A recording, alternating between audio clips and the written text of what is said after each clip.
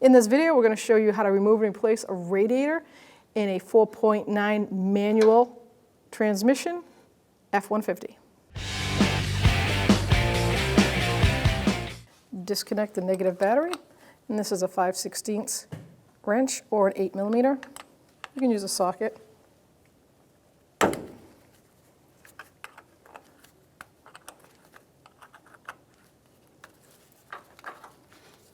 Make sure you put it aside. There's no chance of it coming back up and touching.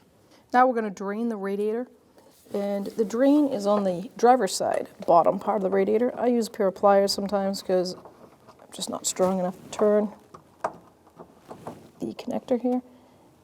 Just turn counterclockwise. There we go, I started it.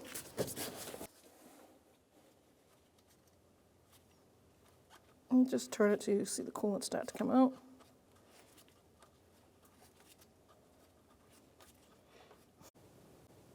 There it is.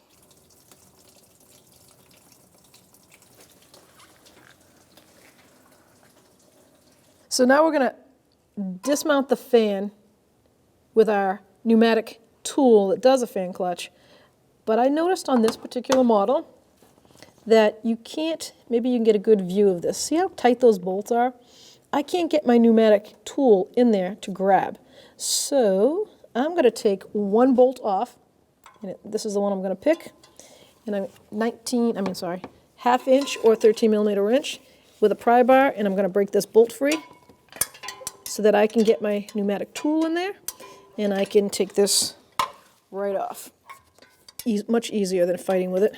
You can see it's kind of marked up because I tried earlier to get the tool to fit, to get the right size. It just wouldn't work.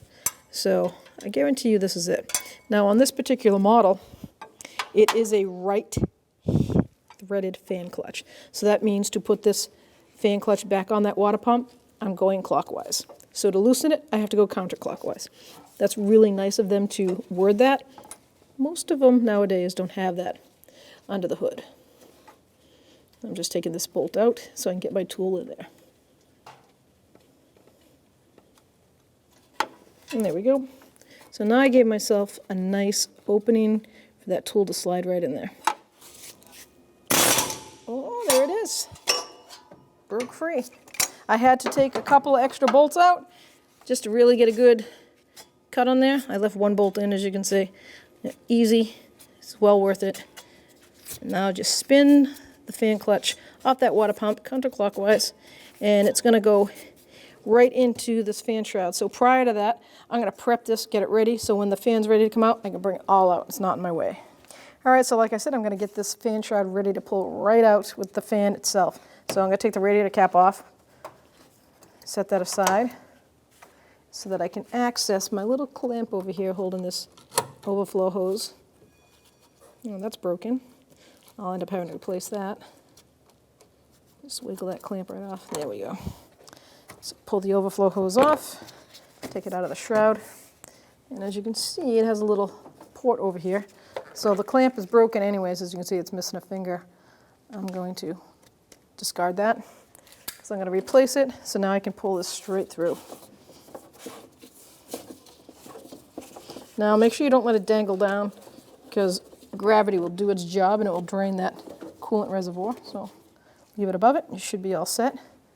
I'm going to take the upper hose off just so I make sure I'm clear when I pull that up. So grab your pliers.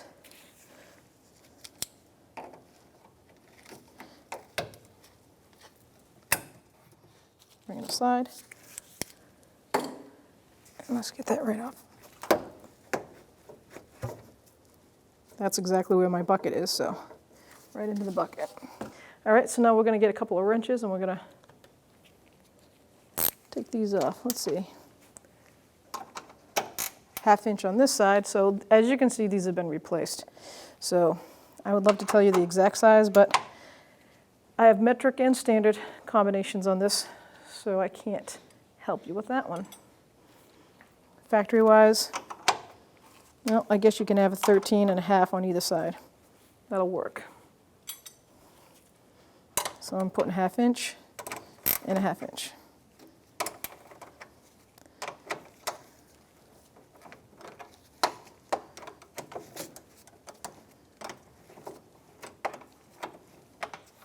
Let's take that bolt. Like I said, mine's not factory. I'm just going to do the same to this side. It's probably like a 12mm wrench, not a 1/2 inch. Smaller than a 13. Like I said, your factory bolts are different sizes. Okay, so now we can pull that aside. All right. So now that my shroud is ready to come out when this fan hits the end, let me just back it all the way off.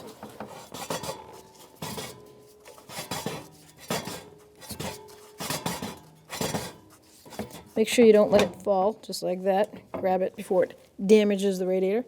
So you're going to have to grab the fan and the shroud and pull up at the same time.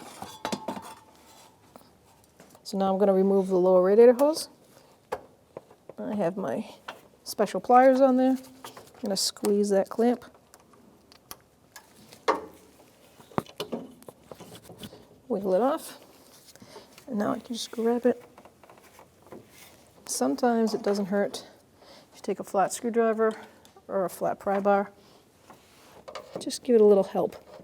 It could have been on there for years. It's really grabbed onto that radiator. We're replacing it, so can't do much damage to it.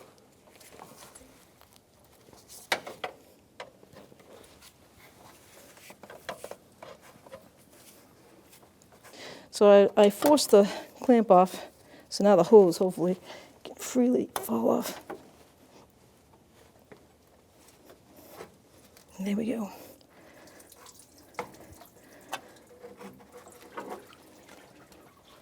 Now I'm free to unbolt the actual radiator to the structure of the vehicle.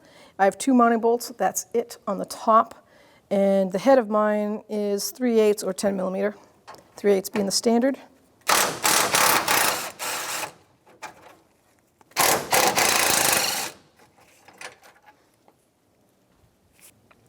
Now you can see it's only seating in by what we call like a little cup or resting shelf. You'll see the bracket when I pull up.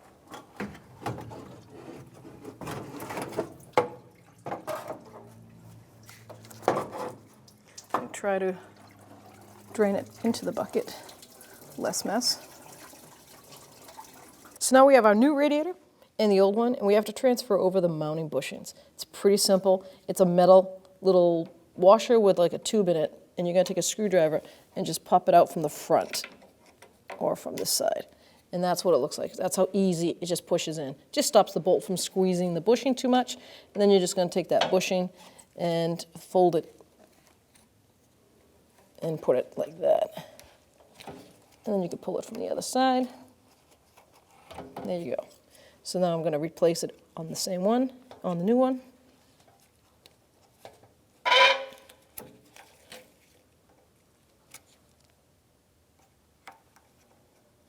Just take a flat screwdriver. And there you go. And then center this.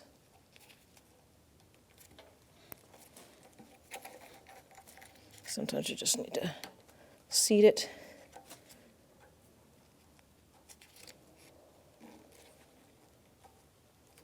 Perfect. You're going to do the same to the other side. So now we're going to put on the shroud clips. So I'm looking at that radiator, the old one, and I see the hole slash and then where this goes. So I'm going to take the new hardware and slide it right in like that. So I like to line it up, and then I'm going to take a pair of big channel locks, and you just kind of like squeeze it and snap it down in there like that.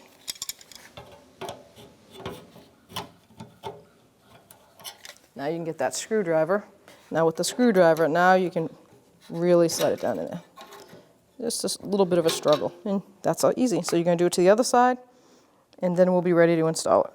Now, 2 things on our particular truck. It's a manual, not an automatic transmission, so these can stay wide open. You don't need to cover them. Automatic transmissions have their own little cooler in there. It's not part of the cooling system, meaning internally, there's no way coolant can get in there. If it is, the radiator is defective. So we don't need to do anything with them. I'm not putting any plugs on them or anything. And we have 2 portholes on this radiator, and our truck only needs the top one. So they supply you with a rubber boot. You can cover that right up. And they actually supply you with a clamp. So let's put the clamp on. And this clamp is a 1/4 inch socket. And we'll just snug it right down. There we go. Now we're ready to install. Install our new radiator. And you go to the driver's side first, find that bracket, and let it slide down. There we go. And then passenger side. Yep, they line right up with those little clips. All right, so we're going to line it up. Perfect. Just start it by hand. Do the same to the other side. That's a 10 millimeter or a 3/8. We're just going to snug it right down. Doesn't need to be too crazy, it's just a radiator. And you want that rubber bushing just to hold it. It doesn't need to squeeze it and break the rubber. We're in there nice and firm. Let's put the lower hose on. That's the passenger side. Reach down. Place that on. Now we can hook up our lower hose. We have that spring style clamp, so a pair of pliers or the actual spring style tool. You want to position this correctly. Try to get this in the right place.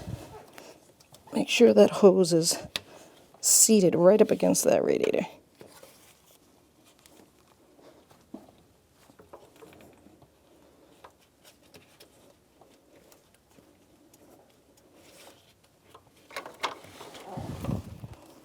So now we're going to take the shroud along with the fan blade and the fan clutch. We're going to drop it down there together.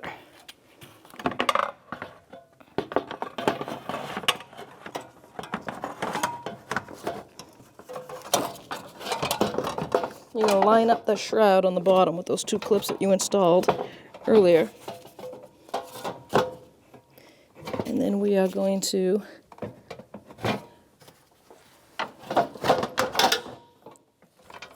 yep, we've started the fan clutch. And don't forget, it's right-handed thread.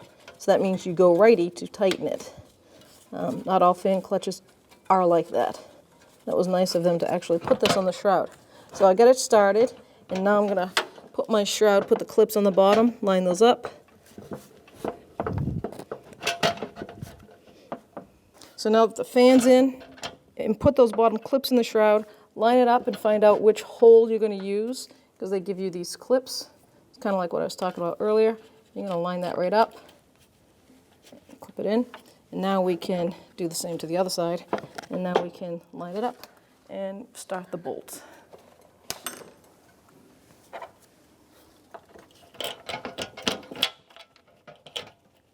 So now I'm going to take my 10 millimeter socket and tighten this up.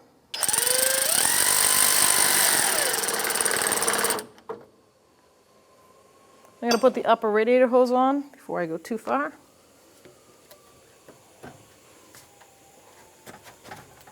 Get the pliers. When I reuse what we call expansion clamps like this, I really like to line it up to where it was. Find the actual notches where it sat, like that. Because if not, I've seen them leak. It's like a memory in the rubber. Now we can get our pneumatic air tool and we're going to tighten that fan blade down. All right, so we got the fan all set up. I've got the pneumatic fan clutch tool on there. I'm going to hook my air gun chisel. I'm going to give it a couple blasts, that's all.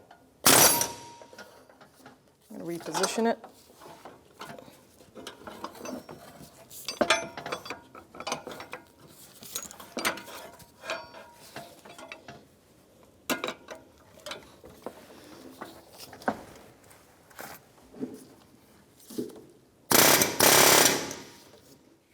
And that is it. Now we can hook up our 3 bolts that we took off so that we could use this. Yep, nice and tight. All right, I'm just going to start with one. Move it right in there.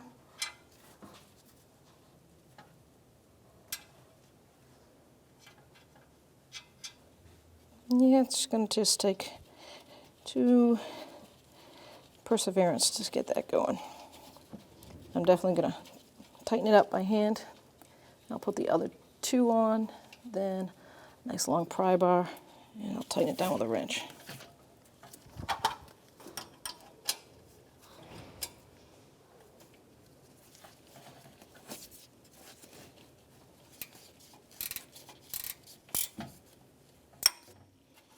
Move to the next one.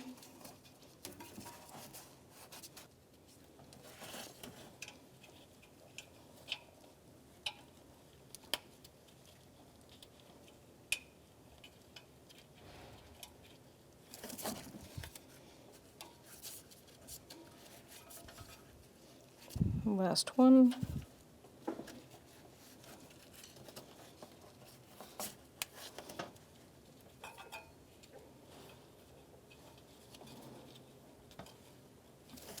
All right. I'm going to snug them up with the ratchet wrench. Then I'll get the long.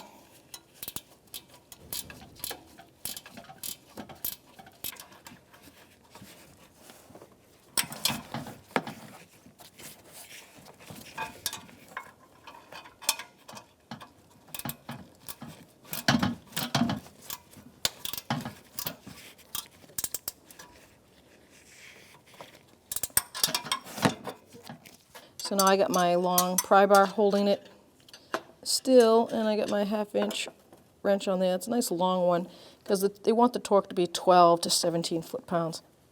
So pretty much as tight as you can get it. And just, you're all bottomed out, so I'd say go a good 1/4 turn after and it should be fine. I don't see how you'd get a torque wrench in there.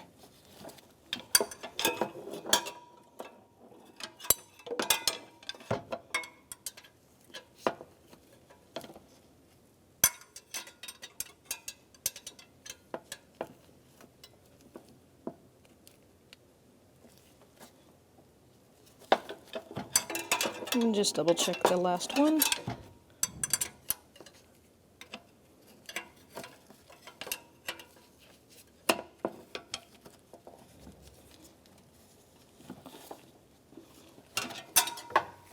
All right, let's put the overflow hose back on. I'm going to run it under the upper hose, go right through that shroud spot,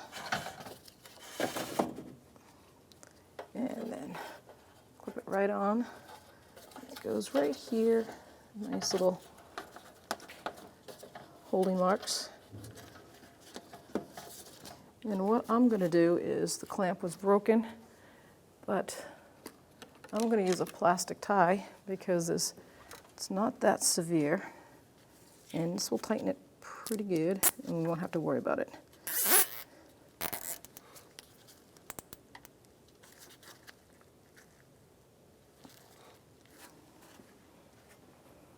And just cut that right off.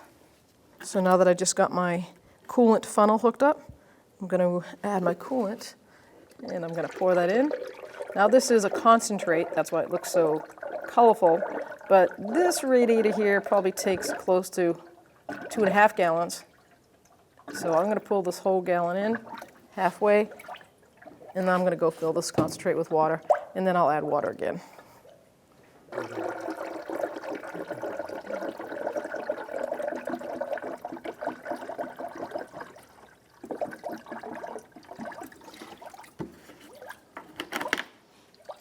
So now that the coolant is doing its thing over there, I'm going to hook up my negative cable. Make sure you get that all the way down, flush to the battery, just like that. Perfect. And this is a 5/16 wrench, or 8mm.